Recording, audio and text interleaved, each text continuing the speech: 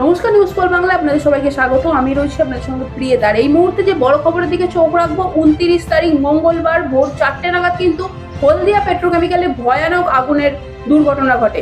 সেখানে কিন্তু খবর সূত্রে জানা যাচ্ছে ভোর 4টে নাগাদ ন্যাপথা গ্যাসের পাইপলাইন লিক করে আগুন দ্রুত ছড়িয়ে পড়ে এবং সেই আগুন নেভানোর জন্য দমকলের 12টা ইঞ্জিন এসেছে। হ্যাঁ, 12টা ইঞ্জিন এসেছে দমকলের সেই আগুন নেভানোর জন্য এবং সেই আগুন আশেপাশে যে বস্তি ছিল সেখানেও কিন্তু দ্রুত ছড়িয়ে পড়ছে। সেই ছবি আমাদের প্রতিনিধি জাহাঙ্গীর তুলে ধরছে আপনাদের সামনে। এই মুহূর্তে সেই ছবি দেখাচ্ছি। সেই ছবি কিন্তু একেবারে লেলিহান অগ্নিশিখা বেরোচ্ছে এবং আশেপাশে যে বস্তি ছিল সেখানে কিন্তু দ্রুত সেই আগুন ছড়িয়ে পড়েছে। বস্তিবাসী অর্থাৎ সেখানকার সাধারণ প্রত্যক্ষদর্শীরা কি বলছেন শুনে নেব। যখন বাজে 4:30 বাজে, আমি তখন একটু বাজার দিকে আসলাম। বাজার থেকে ঘুরে যখন গেলাম, দেখলাম আমার মাঠে একটু গেলাম, যেখানে ফটাস করে একটু আওয়াজ হলো। যা আওয়াজ হচ্ছে পুরাটা দেখি না পুরো আগুন ঘিরে নিয়েছে। আমি তখন কি করব, আমি তখন কি করলি, পাশে আমাদের ক্লাবের পুকুর ছিল, হট পুকুরে আমি ডুবে গেলাম।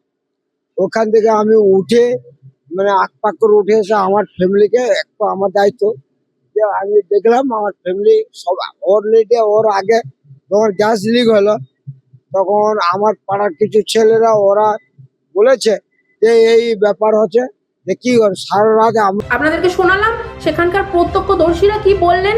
এবার হলদিয়া সেখানে যারা আহত ছিলেন প্রায় 19 জন সেখানে কিন্তু আহত হয়েছে এবং গুরুতর আহত হয়েছে প্রায় 5 জন এবং তাদেরকে নিয়ে যাওয়া হয়েছে হলদিয়া সাব ডিভিশন হাসপাতালে এবং সেখানে সভাধিপতি বামদেব গুছাইত কিন্তু এসে উপস্থিত হয়েছেন এবং সেখানে তাদের সাথে দেখভাল করছেন, তাদের অবস্থা কিরকম সেটা দেখছেন এবং গুরুতর আহত থাকার জন্য কিন্তু 9 জনকে তমলুক হাসপাতালে কিন্তু রেফার করা হয়। শোনাবো তিনি কি বললেন।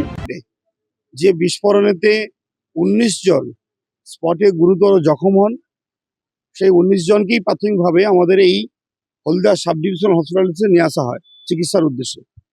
এখানকার যারা সংশ্লিষ্ট ডাক্তারবাবুরা ছিলেন তারা চিকিৎসা করে 10 জনকে তারা চিহ্নিতকরণ করেন যারা খুব গ্রিভিয়াস ইনজিওর্ড। তাদের উন্নত চিকিৎসা মানের জন্য এখানকার ডাক্তারবাবুরা আমাদের তমলুক জেলা হাসপাতালে 10 জনকে রেফার করেন। সেই 10 জনের মধ্যে একজনের অবস্থা খুবই সিরিয়াস। তার বাড়ির লোকেরা কলকাতার কোনো একটি নার্সিংহোমে নিয়ে যান চিকিৎসার উদ্দেশ্যে। আর এখানে মোট 9 জন চিকিৎসা নেয়, যার মধ্যে 3 জন মাইনর ইনজোর্ড ছিল। তারা প্রাথমিক ফার্স্ট এড চিকিৎসা করার পর তারা এখান থেকে বাড়ি চলে যান। কিন্তু 6 জন এখন এখানে চিকিৎসাধীন রয়েছেন, যার মধ্যে 3 জন মহিলা 3 জন পুরুষ রয়েছে। তাদের আমরা দেখলাম যে তারা সবাই শারীরিকভাবে অসুস্থতা বোধ করছে। ডাক্তারবাবুদের সঙ্গে আমরা কথা বলে যা জানলাম খুব একটা ভয়ের কারণ নেই, কিন্তু তারা যেহেতু বার্নিং কেস ফলে ডাক্তারবাবুদের অবজারভেশনে তারা রয়েছে।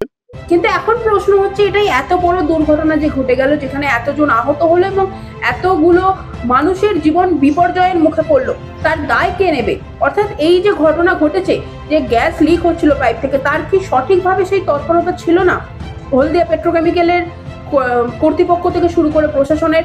সেই দিকে নজর থাকবে এখন সকলের। হলদিয়া থেকে জাহাঙ্গীরের রিপোর্ট, নিউজ পোল বাংলা।